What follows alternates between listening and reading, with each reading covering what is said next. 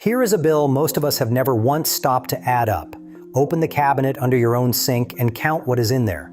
A kitchen sponge going gray at the edges. A blue plastic scouring pad shedding flecks into the drain. A stiff vegetable brush. A skinny drain brush. A tub scrubber with the bristles bent flat. Every one of those was bought on its own quiet schedule, and every one of them will be bought again. None of it costs much on any single day, and that is exactly how it gets you. Now picture one twisted brown brush sitting where that whole drawer of tools used to be. The Japanese call it a tawashi, a palm fiber scrub brush about the size of your palm, wound tight into a rough oval. A good one runs about $6 to $15, and you buy it once. It lasts years, not weeks. Set it against the kitchen sponge on your counter, the one you toss and replace every few weeks, and the math starts to look strange. 6 single-purpose cleaning tools, and this one brush does the work of all of them. That is the promise, and I'm going to hand you all 6 jobs. But I will tell you now that there is one step people get wrong the very first time they pick up this brush. They try it once, decide the old way is a myth, and go straight back to the sponge. We get to that step later because it is the whole reason this method disappeared from American kitchens. And here is the stranger part. This brush has been the standard in nearly every Japanese home for more than 100 years, and by rights, it should not even exist. How it came to be invented is the last thing I will tell you, and it is worth the wait. Start with the job the sponge and the scouring pad were supposed to own: pots, pans, and cast iron. A tawashi digs burnt rice off the bottom of a stainless steel pot faster than a soft sponge ever will, because the stiff fiber grabs the crust instead of sliding over it. It clears scorched sauce from a saucepan and scrubs the dried-on ring out of a rice pot. The two jobs a limp sponge only smears around. That blue plastic scouring pad you keep for the really stuck-on messes becomes clutter you no longer need. The real surprise is the cast iron skillet. You clean it with the tawashi and plain hot water, no dish soap, and it comes out clean without the black seasoning washing down the drain. If you have ever wrecked a cast iron pan with soap and a scrub sponge, this is the fix. There is a reason the fiber can do that and soap cannot, and I will get to it in a bit. For now, just know it works, and it works on water alone. That is the sponge and the scouring pad gone. One brush, not 6. Then carry it over to the cutting board, because the next thing it cancels is the dedicated vegetable brush. You know the one, the little scrubber that only ever touches produce and lives forgotten at the back. A tawashi scrubs the mud and grit off carrots, potatoes, daikon radish, and burdock root without gouging into the flesh the way a paring knife does.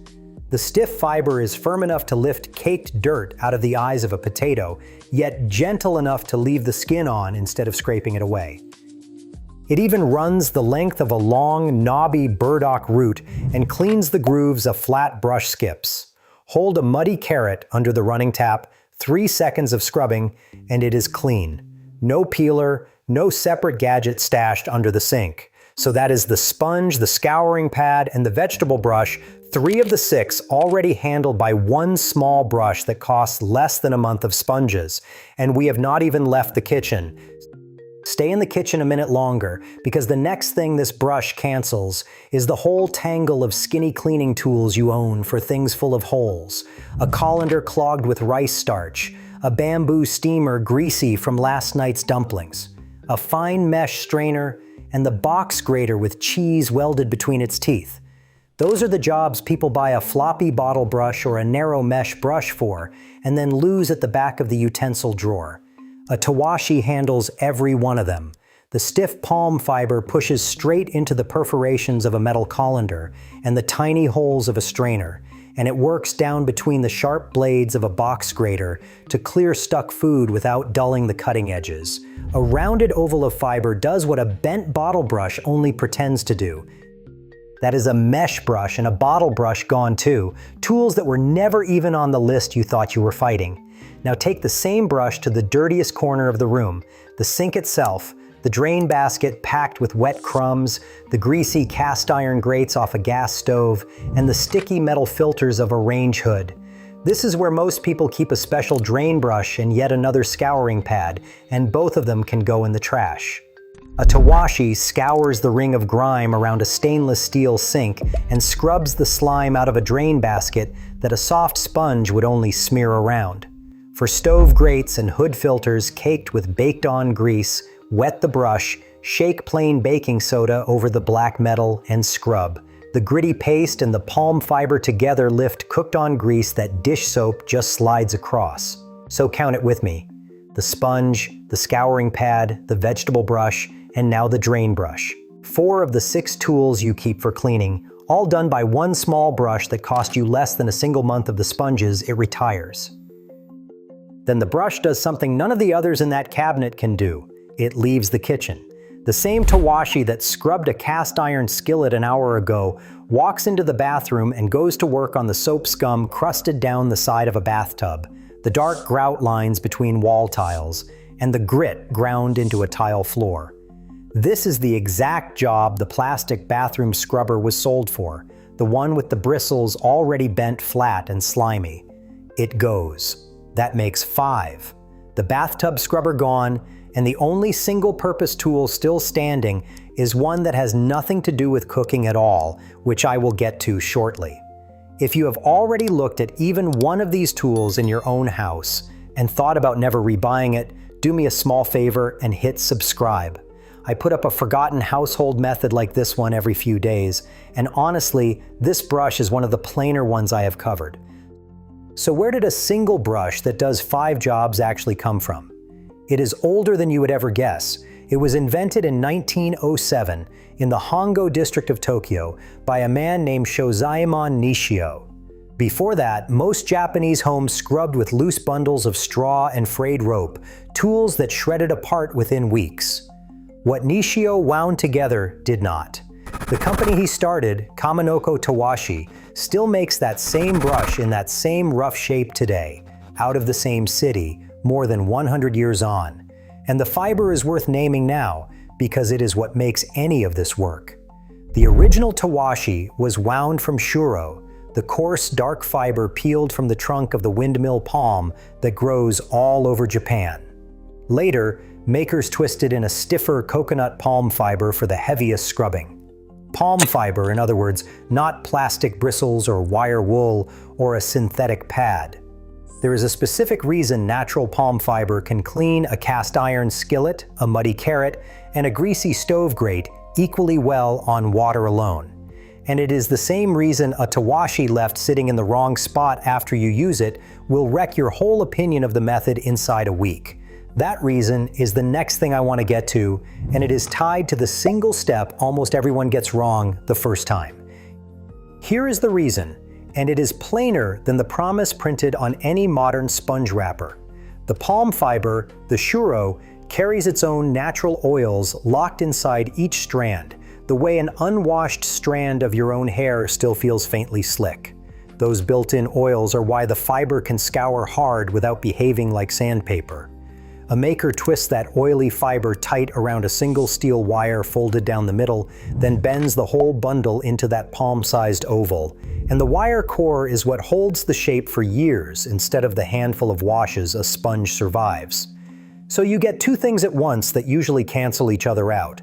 The brush is stiff enough to drag cooked-on rice off the bottom of a cast iron skillet, and it is soft enough that it never strips off the black seasoning layer you spent months baking into that pan. That is the move with cast iron that nothing else at the sink can pull off. A drop of dish soap on a sponge cuts grease by cutting through oil, and the seasoning on a cast iron pan is oil, baked hard into the metal. Soap cannot tell the two apart. The tawashi can, because it never needed soap in the first place. Warm water, the oiled palm fiber, half a minute of scrubbing, and the skillet comes clean and stays seasoned. Then you rinse it and set the pan back on a warm burner to dry. The shuro does one more thing. It sheds water instead of drinking it in, and it naturally resists mold, which is the exact failure a kitchen sponge cannot escape. A sponge is a wet, sealed cube that grows its own colony by Thursday. The palm fiber dries out fast and stays clean on its own. So the whole method is almost insultingly short. Wet the brush, scrub, rinse, done. The only real setup is the very first day. A brand new tawashi sheds a little loose, powdery fiber the first few times you touch it to anything, so you run it under the tap and rub it against your palm once before it ever meets a pan. After that, it is broken in for years. And now the part I promised you from the very start. There is one step people get wrong with this brush, and it is the whole reason a lot of them try it once, decide the thing is a myth, and quietly give up. They do two things, both out of habit. First, they reach for the bottle of dish soap and squirt it straight onto the fiber. That single reflex erases the one advantage the brush had, the natural oil that let it clean cast iron on water alone. Now it is just a stiff, sudsy scrubber that works worse than the sponge they already trusted. Second, and this is the one that actually kills the brush, they finish the washing up and leave the soaked tawashi lying flat in the bottom of the sink, right in the puddle around the drain. Palm fiber that would air dry in an hour, hanging up instead sits in standing water all night, every night. Inside a week it turns sour, it goes slimy, and it molds from the inside of the twist outward. Then the owner smells it, blames the brush, and tosses it. The fix costs you 2 seconds. When you are done, shake the water out of it hard over the sink, then hang it up. A hook or a nail on the wall beside the sink is all it needs, somewhere the air can reach every side of the fiber, water only, and hung to dry. That single habit is the entire difference between a scrub brush that lasts for years and one that rots within a week. Get those two things right, and one small brush quietly retires a whole row of tools. One brush, not 6. Which leaves the last one, the tool that has nothing to do with cooking at all. Carry the same tawashi you scrubbed the skillet with out to the back step and drag it across a pair of muddy work boots or a set of grass-stained canvas sneakers. The stiff palm fiber knocks caked mud out of a deep lug sole and lifts dry dirt off the fabric without tearing up the shoe, which is the exact job that little stiff bristled shoe brush by your front door was bought to do. That one goes too. The brush that scoured your cast iron this morning cleans your boots tonight, and it does not care in the slightest that it just came off the kitchen sink. 6 cleaning tools, 1 twisted oval of palm fiber. And the strangest part of this whole story is not what the brush can do, it is where it came from in the first place. Because by every rule of business, this brush should not exist at all. That is the last thing left to tell. Before I get to it, there is one honest caution I owe you, because I would rather you not wreck something good on the very first day. This brush is abrasive. That is the whole reason it works, and it is also the reason it does not belong everywhere. Keep it off your non-stick frying pans because it will scratch the coating clean off. Keep it off flat dinner plates, drinking glasses, and the smooth laminate or stone of your countertops. Keep it well away from soft plastic cutting boards, the kind that scar if you look at them wrong. The twisted palm fiber is built to bite into rough, sturdy things like cast iron and boot soles and tile grout. It was never meant for smooth ones. Match it to the job and it lasts for years. Drag it across a glass baking dish, and you leave a haze of fine scratches you can never buff back out. Now the question I have been circling since the first minute: if one cheap brush does the work of 6 tools and lasts a decade, why was it never sitting on the American shelf next to all of them? Nobody banned it. There was no bulletin and no agency ruling that pushed the tawashi out of the country. The answer is duller than a conspiracy and a lot harder to argue with. A kitchen sponge is designed to fall apart. So is a plastic scouring pad. They shred, they start to smell, they go in the trash, and you buy the next one, and that steady little repurchase is the entire business. A brush that keeps working for years sells exactly once. That is a miserable product to build a company on and a wonderful one to own. So the disposable version filled the American kitchen, and the brush that would have emptied it stayed on the other side of the ocean. That is the whole trick, and it is not a plot so much as plain arithmetic.